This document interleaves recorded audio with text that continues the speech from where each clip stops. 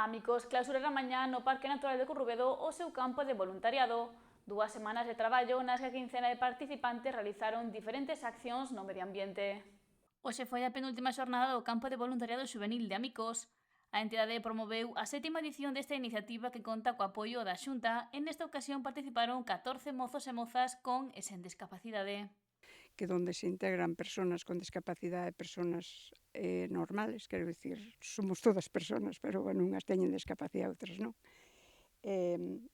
Son 14 participantes, 5 deles son de Amicos, están facendo traballos de medio ambiente, recollendo cousas. Isto está subvencionado pola Consellería de Cultura, Lingua e Xuventude.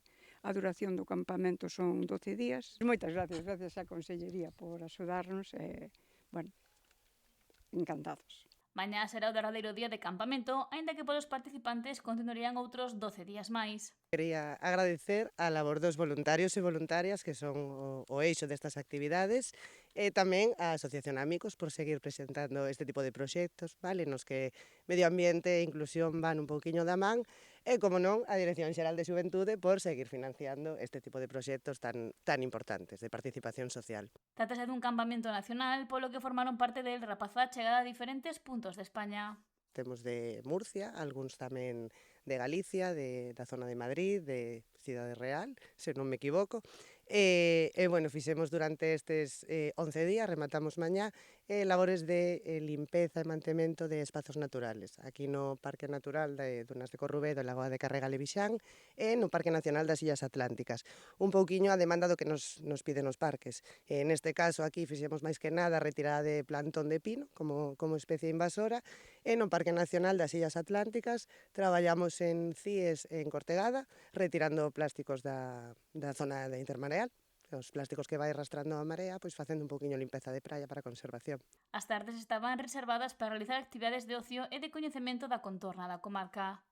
Esta mañá, a directora xeral de Xuventude, Lara Meneses, estivo cos participantes e coñecendo o seu traballo. Min é un placer estar aquí unha vez máis, un ano máis, acompañando pois a Amicos neste traballo que levades xa facendo 7 edicións e tamén, por suposto, dar as gracias á alcaldesa de Ribeira e ao seu equipo por acompañarnos hoxe, a Vicky por ser tan boa coordinadora, directora e por todo o traballo que están facendo cos mozos e mozas deste campo de voluntariado.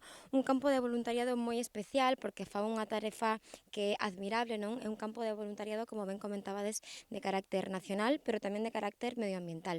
Como ben dicía Vicky, están facendo limpeza de praias e tamén de espazos naturais que son moi importantes para nós aquí en Galicia. E agradeceu a implicación de todas as persoas que fan posible este proxecto.